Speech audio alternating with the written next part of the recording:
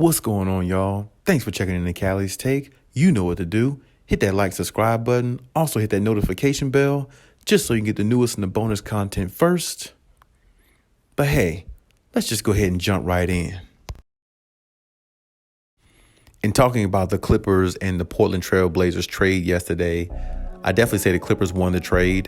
Definitely say the Clippers got the better of the situation. Definitely got a steal. The Clippers definitely got a steal in the situation, if you ask me.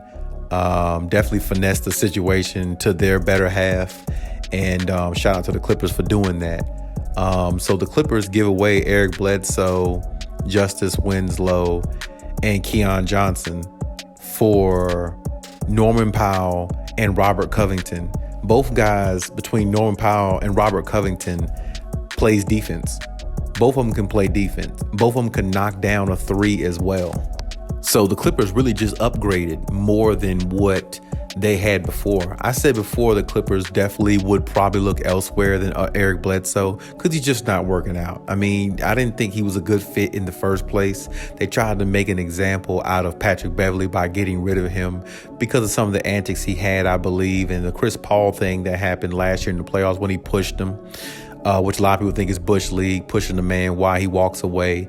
And I think that's the reason why that seemed to happen with Patrick Bev and getting traded. But even still, Eric Bledsoe didn't even make it a whole year with the Clippers. And I said before, Eric Bledsoe just wasn't a good fit. I didn't like his game in regards to, him being consistent and being the type of player that the Clippers need to help them get over the top. And he just never has been that player to me. That's the reason why he's been from team to team. He's been a journeyman, and he's never lived up to the potential of being the mini LeBron James a lot of people used to call him back in the day. And just watching that Lakers game they played the other night where he passes it in the post and I think Hardenstein gets double teamed, passes it back out. Eric Bledsoe airballs the three, and then they show Tyronn Lue's face and he's just shaking his head and kind of rolling his eyes like, what a trash player. It's almost like Ty Lue was thinking the same thing. You see what I'm saying? So I knew he wasn't going to work out. I've been said it way before, even in this offseason that he was not a good fit. And I know a lot of people tried to tell me otherwise, but it's a done deal. I've been known that. I mean, he didn't work out in the Clippers the first time. He's not going to be so much awfully better the second go round. That's just the way it is. And I mean, nor should we expect him to be better because, like I said, he's just not that good of a player. Keon Johnson, I haven't seen much from him, to know how good he could have been. And Justice Winslow, he looked like he had some potential when he came out of Duke, but once he got into the league, he just looked lost to me. He looked like he can play defense a little bit. He can make some splash passes at times, but he's just really not what a team needs to win. I mean, I almost thought at one time he would be in the G League or the D League because his game just really wasn't polished enough to really help a team do anything. He's not really a great scorer. He really can't shoot that great.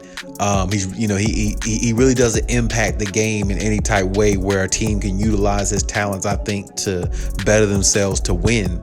And even though I did kind of like, the way he plays defense and he's kind of scrappy, but that's not good enough. He's not playing defense to that high of a level for a team to use him to possibly win a championship. So I definitely felt like he was one of the pieces that might go as well. And he is, and he did. So as far as what the Clippers got now, Norman Powell is a champion. He's won a championship with Kawhi Leonard before on the Toronto Raptors just a couple years ago. I'm almost tempted to say they need to go get Kyle Lowry now, because if they get Kyle Lowry, it'll be the Raptors 2.0 again. So now they got Serge Ibaka, they got Norman Powell, and they got Kawhi Leonard, from the Raptors championship days, which definitely probably would make Kawhi Leonard happy because, he has another championship high IQ type player. Norman Powell is definitely a high IQ player to me. He definitely plays with the edge, and he's definitely a really good role player. I mean, he shoots over 40%. He's shot over 40% from three before, plus 45+% from the field before. I mean, he was doing really good things for Portland this year as well, with CJ McCollum out and everything. So, Norman Powell is a really good role player. And Robert Robert Covington is a really good role player too. I mean, he's long, lengthy. He's a very good defender. He's always been a good defender. I mean, ever since he's been in the league. And now that his jump shot or his three-point shot has gotten a little bit better over time, he's definitely more of a valuable piece than what he was, years prior. So I definitely think the Clippers definitely finessed this situation, got a really good deal out of it, a steal if you ask me, because those two players for the three players that the Clippers gave up, I mean, it's not even close to in value. I mean, the Clippers definitely won that. So, and that's what I was saying in several videos ago, a couple videos back as well. If the Clippers are going to make a trade, it needs to be pre-calculated. You need to make a trade where it makes sense for your situation, for you to have an opportunity to win, not make a trade like an Eric Bledsoe or somebody like that who just is unknown and you don't even know what you're going to get out of him. I mean, that's a waste. And I feel like the Clippers wasted a trade when they did that, because look at it. It's definitely a waste because he didn't even make it a whole season with the Clippers. I mean, but they definitely rebounded from that, got some way better pieces, way better than he is. And way better than Justice Winslow as well. But shout out to them, for the services they did do for the Clipper Nation, which wasn't really much, but I mean, they definitely was a part of the roster. And, they was a part of the, the trend of what was going, this year, and, a part of, what the operation was. But they're not a part of it anymore. The Clippers definitely upgraded in the situation in regards to getting better players. And I definitely think that's going to benefit them well. The only problem with the Clippers now you got two good defensive players, two solid, I should say, defensive players who could play both ends of the floor and knock down big shots. The only problem now is getting Kawhi Leonard back and Paul George. I don't know about Paul George. I think the 24th of this month is when they'll have a better or a reevaluation of him, of his MRI, and see where he is. But they definitely need Kawhi Leonard back. Kawhi Leonard is the engine that's going to keep this thing going. Kawhi Leonard is going to put them in championship, caliber. That's what he's going to do if he's out there. I mean, if Paul George comes back, that's great. I mean, I like, what Paul George is able to do, by himself. But I just don't, I just can't trust Paul George to help win them a championship. Even though they got two good pieces, in Robert Covington and, Norman Powell, I don't think that's going to put them over the top to win a championship, because it's just not enough in a 7-game series when you're playing teams like Phoenix, the Warriors, and hypothetically, like I said, if the Lakers find a way to get going, if LeBron comes back and all three of them on the floor, it's still going to be tough to beat a team like that in a 7-game series.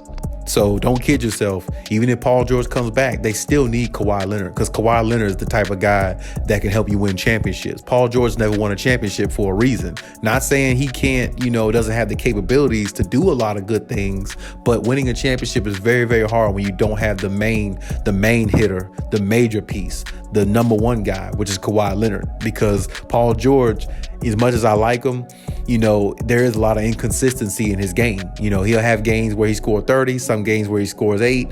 He'll have some games where he shoots 12 or 14 from the field. Then he has some games where he shoots 8 from 29 from the field. That's just too much inconsistency to win a championship. You need more consistency and efficiency to win. That's the reason why Kawhi Leonard makes this operation untouchable, especially with the two pieces that they acquired now, because now Kawhi Leonard knows if he goes back out there on that floor, he's already used to playing with Norman Powell. And the only thing he has to do is kind of get used to, a couple of other guys on the team along with Robert Covington. And they got a really good defensive team now, because if Kawhi and PG comes back, you got two of the best perimeter defenders in the league. Then you got Norman Powell, who can play defense, knock down threes. Robert Covington is a two-way player as well. And then you got the core, the other guys coming off the bench. You still got Serge Ibaka, who could play some defense. I mean, you still, Marcus Morris could play defense. Nicholas Batum could play defense. I mean, the way the team is right now with adding those two pieces, I mean, they're a really good team. I mean, honestly, they are a really good team if they get their two stars back. I don't think nobody in the West wants to see them now, especially with the two pieces that they added that can make them a whole lot more formidable on defense, even than what they already are, in which this season they've played pretty good on defense. this season. They are actually a pretty good defensive team now, even without those two players that they acquired. So you add them two players with Kawhi and PG, I don't think no team in the West wants to see them at all. I mean, because the role players are stacked, the bench is stacked, the two superstars, if they're healthy, you got to deal with them, and they got a lot of championship experience on there. I mean, Norman Powell won a championship, Kawhi Leonard's won two championships. Serge Ibaka has won a championship. Ty Lue is a championship coach. He won a championship with the Cleveland Cavaliers back in the day. So his wisdom is definitely attributed as well. So when you look at that, I mean, this team is really, really stacked now. I mean, Steve Ballmer, I got to give him credit because he's all about going for it now. He's not trying to wait for the future, for this, for that, for that. He's all about going for all the marbles now, putting all cash in, and I definitely respect that about him, for trying to make some moves to better the team, to get them where they need to be. They just hoping that Kawhi definitely comes back to help them get over the hump in regards to playing some of these teams in the playoffs that they would have a better chance of beating if Kawhi is there. So it's all about Kawhi Leonard, man, so hopefully, his knee and everything gets, right, where he can at least mentally think it's okay to take a chance on it, because right now this team has some pieces that can definitely put them over the top. If they play the Warriors, they shouldn't be offended. They shouldn't be scared. They shouldn't be anything against a team like that, especially with acquiring the two players they have, because now you got a Robert Covington who can go out there and guard position damn near 1 through 5. And then you got Norman Powell who can, play good defense on the defensive end as well. And he is a knockdown shooter and a little bit of a scorer himself. He can average 18, 20 points a game himself. So, I mean, Robert Covington can give you about 10 to 15 points a game, with his ability being able to knock down threes and being able to, initiate his offense that way. So, the Clippers are stacked, man. They really are. They're really stacked now. I mean, they definitely got a steal in this situation. They definitely ought to be proud of what they've done. And they definitely ought to be, excited about going forward if they can get their two stars back, because if they do, I think they can walk through the West almost and get to a finals and see what happens from there if they get both of those players back. But it all depends on how that happens, because the reports now are seeming that, Kawhi might not come back this year and everything like that. I feel like, Ty Lue definitely opened up a can of worms by saying that. And I feel like, as I said in yesterday's video, I feel like Ty Lue just says things to the media to get them off his back. And I definitely respect that. But, putting notions out there like that definitely can change a lot of, things if it happens to turn out to be true that Kawhi doesn't come back. I just feel like saying certain things sometimes opens up a can of worms that you really don't need. It puts more pressure and everything on a team that they don't need. So in some aspect, it might have been bad that Ty Lue said that, but at the same time, I guess Ty Lue's just being real,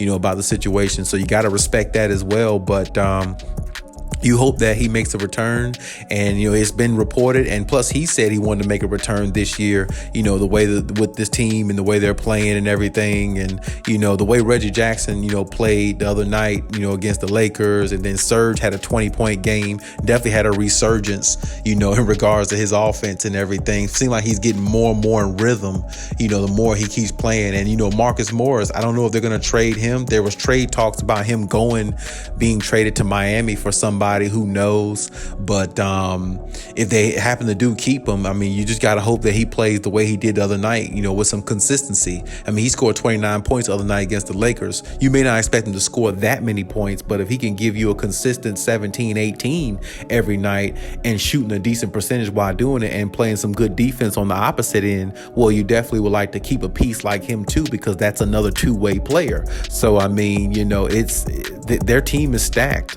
the way they are now. I mean, if they did make a trade to get, to Miami, because the Miami talks are in flux right now as well. So if they did make a trade to Miami or, something like that, I don't know who they would get in return, but they also got, trade talks with the Raptors as well. So in regards to the Dragic thing, so if they did do that and get Dragic, a point guard with all these defensive players and offensive players, well, I mean, hey, like I said, I don't know nobody in the West that want to see them in a 7-game series. I just can't see it. I mean, I don't think think nobody wants to see them now. So, I mean, you add a solidified point guard to what they're doing, that would make them even tougher to beat, and it make them more dangerous on both ends of the floor. So, I mean, right now, they're in a really good position. They just got to find ways to get their 2 stars back, and hopefully, they come back a lot sooner than later so they can build the chemistry with these new guys, these new pieces, these new toys